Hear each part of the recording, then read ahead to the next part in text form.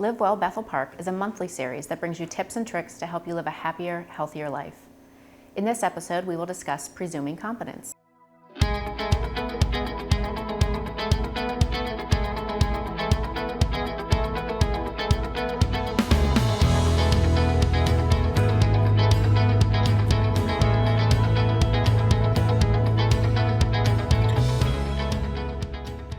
Presuming competence is a concept that reframes how we think about people with disabilities, empowering them to reach their maximum potential and working together to remove barriers to ensure their success in life. Today, we'll be discussing presuming competence with Sharon Janisic from the Peel Center in Pittsburgh Southside, where she works as a project coordinator for Families to the Max, a statewide family network for students with disabilities. Sharon also serves on Pennsylvania's Special Education Advisory Panel, is a Bethel Park School District board member, and is a parent with disabilities raising children with disabilities. She brings family engagement principles and the lived expertise of families and youth with disabilities to families and organizations throughout the Commonwealth of Pennsylvania, focusing on collaborative partnerships and honoring the voices of the people most impacted by educational systems. We will also visit with Amy Hart, a Bethel Park mom who uses presuming competence to empower the community to include her daughter in a rich and active life full of friendship and adventure at the Splat Art Studio. She'll also discuss how you can change the way you approach people in your own life, learn more, get help, and connect to others who have seen the powerful transformation that presuming competence can have.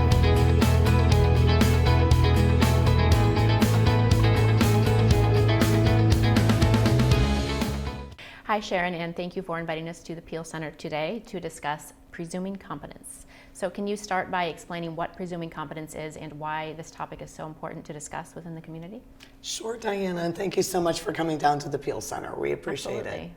Presuming competence is a way of thinking about people. It's similar to grit, right, and to the growth mindset that we're used to hearing in school. That we ask kids to say, not I can't do it, but I can't do it yet. And it's basically the same concept. Here at the Peel Center, we apply that to kids and youth and adults with disabilities, but it's basically the same thing. It's saying that you know that people can do something and that you believe in them, and that you believe they're worthy and that they're valuable and that they're capable. And when something isn't working out and they're struggling, it changes your mindset and it changes your lenses. So then you start asking yourself, I wonder why it's not working. What can I do to help them accomplish this goal? Do they need clearer instructions? Do they need a different way to communicate? Maybe a visual schedule? It's the idea that it's upon all of us to work together to support one another, whether somebody has a disability or not. And it also applies to all people in your life. Right. We tell families a lot, when you're working with your school team, you need to presume they're competent, because that changes the way you approach things. Correct. Instead of being upset or mad or sad or frustrated, you start to think, what can I do to help this person understand what I'm looking for? What resources can I bring? How can I support them? And think about all the times in your life when somebody didn't believe you could do something. Yeah. Most people don't feel encouraged by that, right? No, and we all know, everybody has a story. Right. Their kid goes off to kindergarten, the teacher says, I don't know why Billy won't zip his coat. You're gonna have to work at home on this. But really, Billy zips his coat at home. It's just somebody does it at school for him. So right. They presume Billy doesn't know how, Billy does know how.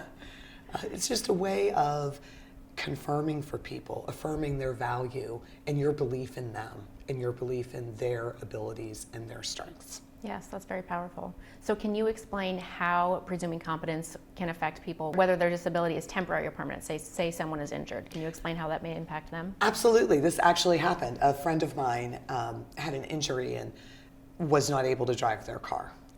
And a group of people were going out, and some of the people just kind of assumed, well, she can't drive, so we're not even going to tell her we're going because she can't drive.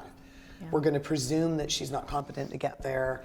that she's not competent to want to go. And I was like, wait a minute.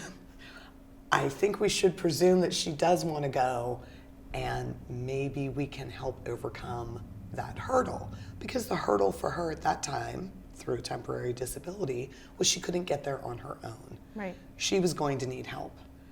So when we presume that people want to be included, want to be talked to, want to be trusted and valued and worthy and acceptable, then we start thinking about what we need to do to make sure those things happen.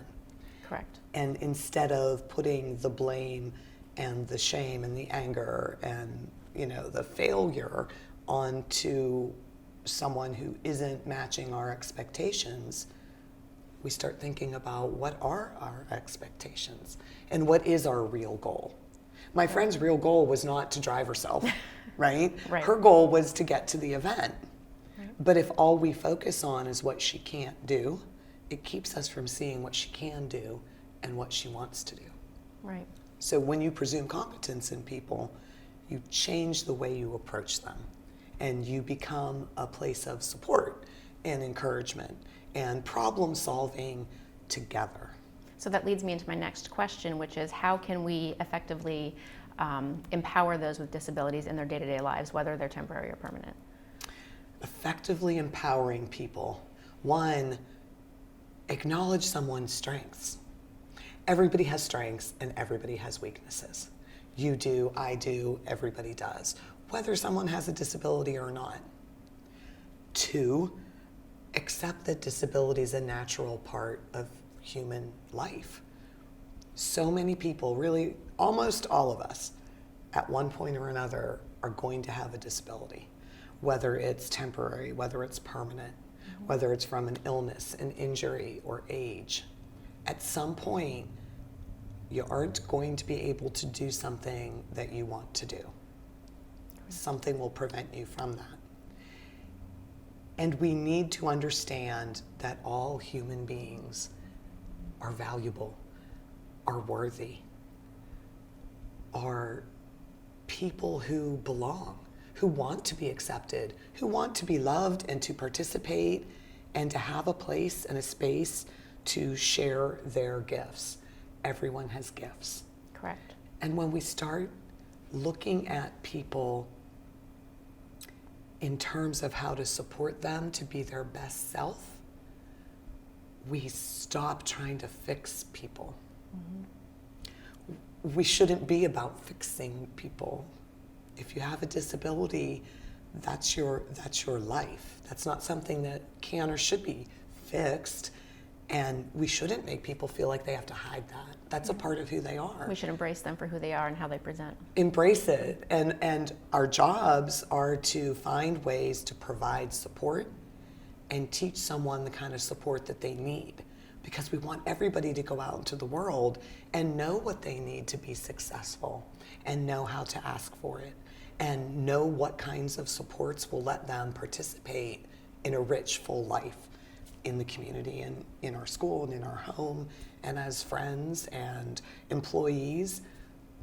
Yeah. Everybody can do that. Everybody has those abilities and capabilities, and it's up to all of us to work together and include everybody in all the spaces. Correct. And this is something that impacts children all the way through adulthood. It affects everyone, all ages. It Correct? does. Yeah. It really does. I mean, think about one day.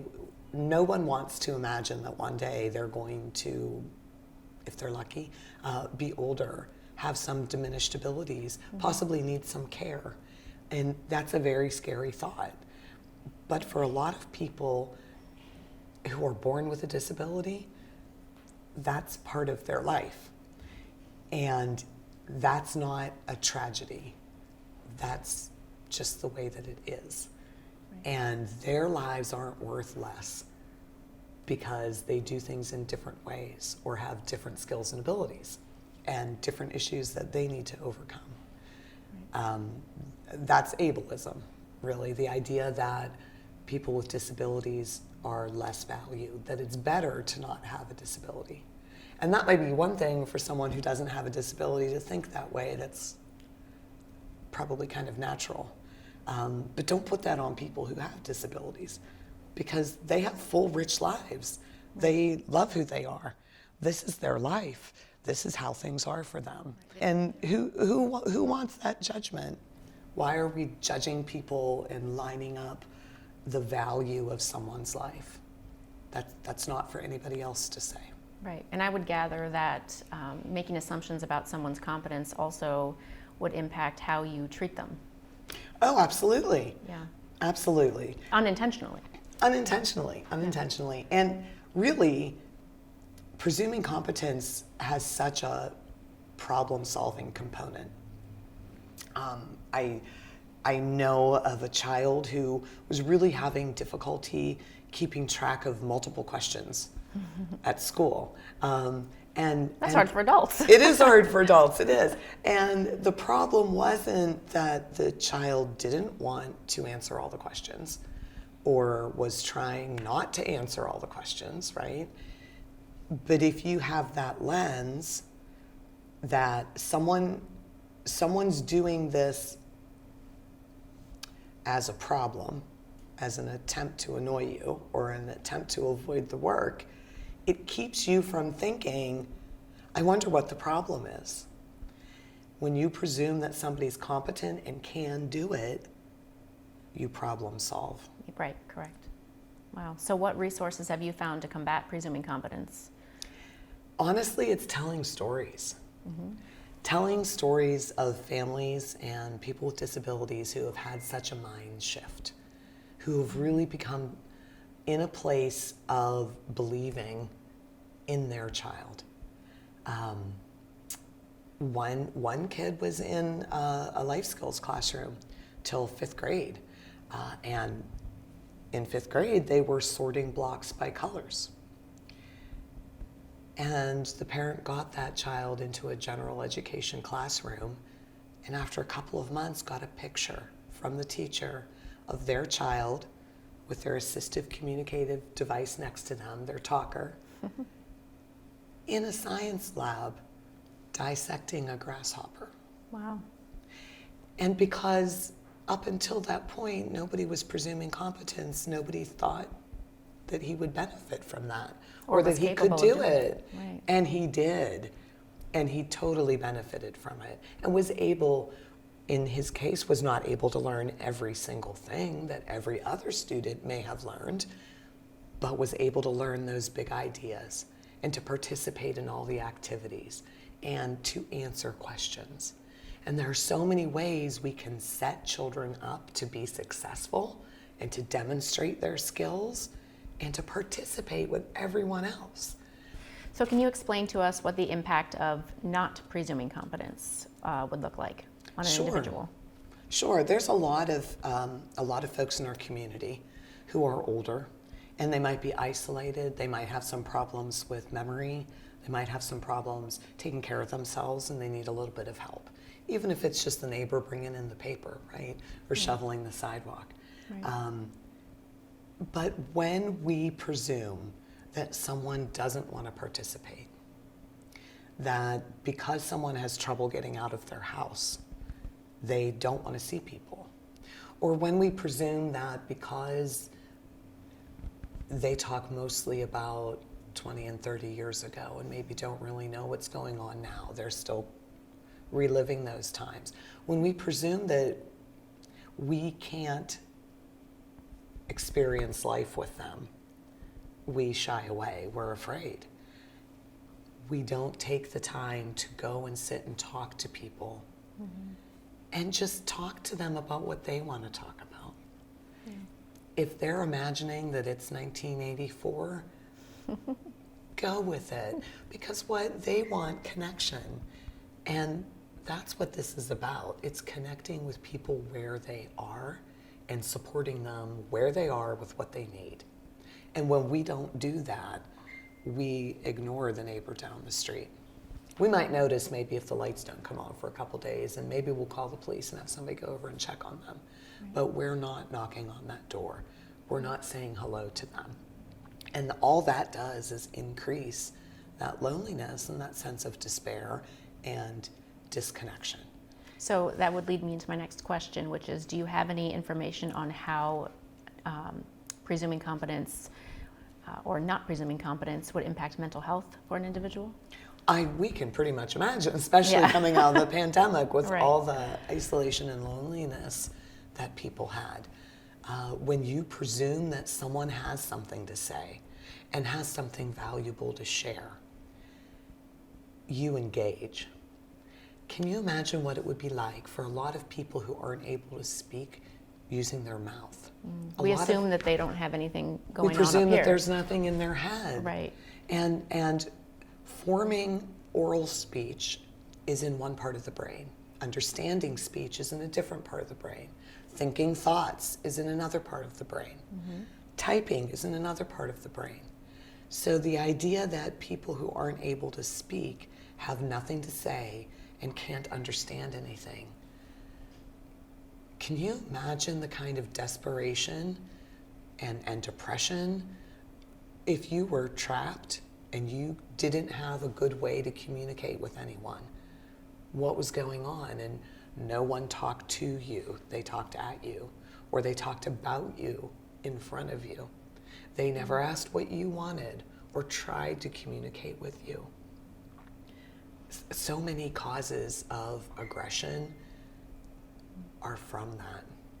How invalidating and dehumanizing is that? Yeah. And when people get access to communication, because there are so many ways we communicate, and behavior is communication, when people are able to communicate, they very often immediately, as soon as they can type it out and find a way to say it or use picture support, I've always heard you. Oh, I've heard everything. wow. So why not just speak as if everyone can hear and understand everything? Correct. If we're wrong about someone being competent, what harm have we done? None. But we've given them a chance. Right. And we've acknowledged that we see them as valuable. Right, but Yes. when you presume someone isn't competent and they are, you can't undo that. You can't unring that bell. You've caused a lot of damage and a lot of harm and a lot of despair and devaluing of self-worth.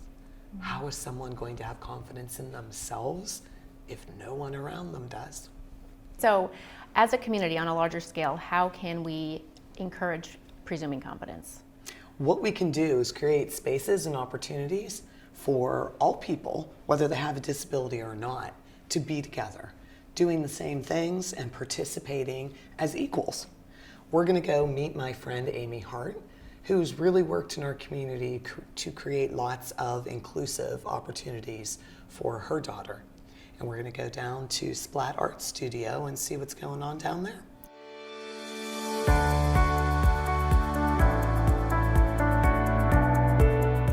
We are here at Splat Art Studio on Brightwood Road with my friend Amy Hart, who has personal experience with presuming competence. And thank you for joining us today, Amy. Sure.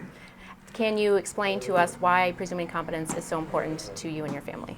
It's important to us because I want my daughter to have every opportunity she can to learn and grow in our community.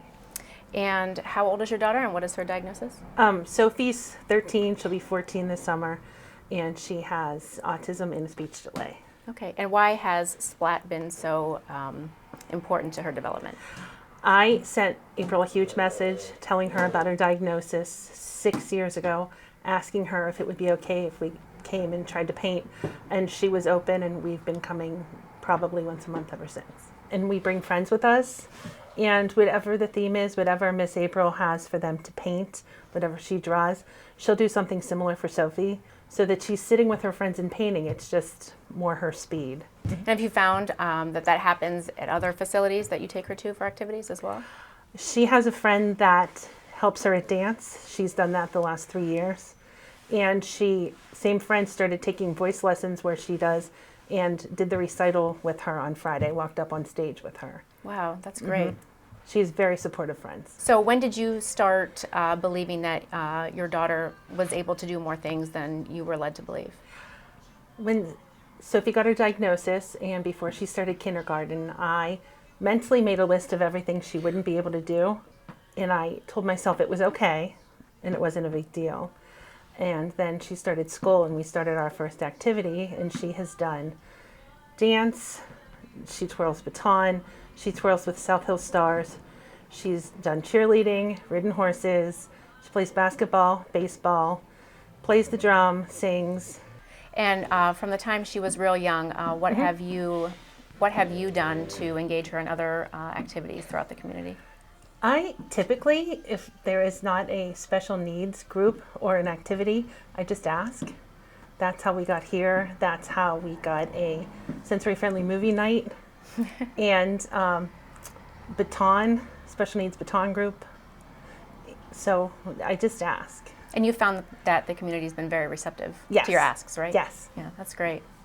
Now we are here watching our friend April and Sophie do some painting here at Splat. So can you explain the project they're doing, Amy? This is one of the things that April has tried.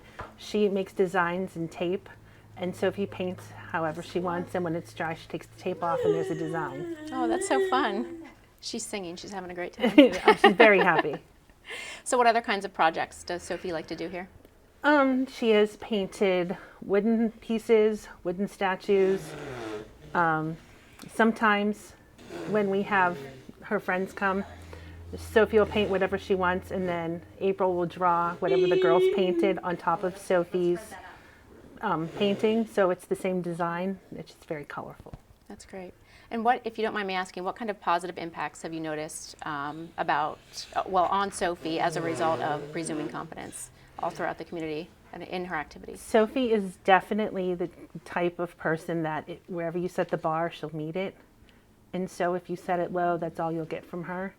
So I always set it high, and I want others to do the same, because she'll absolutely meet your challenge. So Amy, can you explain how April and Splat have been accommodating to Sophie? Yes, we typically will bring a group of friends with us. Sometimes we bring friends that we know from our special needs activities. The first time we ever came with that group, April opened on a Sunday just for us, came, and we had 13 girls and parents. Wow. So we always make sure to plan ahead, come when there's nobody here just for sheer number. But April always has something different for Sophie to do, or a different idea. We constantly are looking for things. We'll send each other ideas on Facebook. Oh, that's fun. Anything that we see that we can try with Sophie. And what do you think other facilities can learn from Splat in order to accommodate? Just be open-minded and give it a shot. Try it maybe if you're afraid or nervous to do it during regular business hours.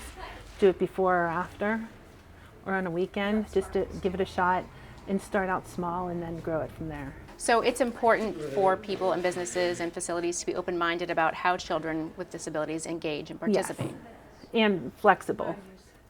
April allows Sophie to run, skip, hop, lay on the floor, lay on the couch. She'll come back when she's ready. She likes to open paint. She likes to touch things and explore. Sophie also takes drum lessons at South Hills Music, and she will lay on the floor on her stomach and play the bass drum instead of sitting in the chair sometimes. And that's okay. That's okay. She's still enjoying it. She's still engaged. She's still Yes. learning. And when there's not any room at a particular place and she needs something, she makes it work for herself. So South Hills Music is also very accommodating. Yes. M&M Music, where she takes her voice lessons, also very accommodating. We've truly been lucky. We have a great community here in Bethel. We do.